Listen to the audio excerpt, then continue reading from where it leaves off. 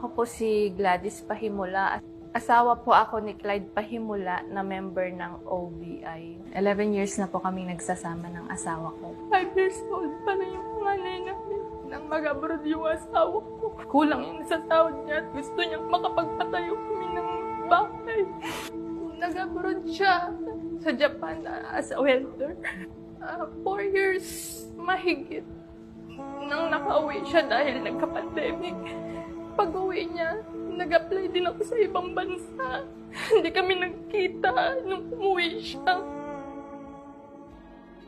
Yun nga po, yung sumali po siya dito, sa totoo lang, hindi ako naniwala. May alinlangan po ako kasi pera po yung ginagamit sa pagsali niya dito.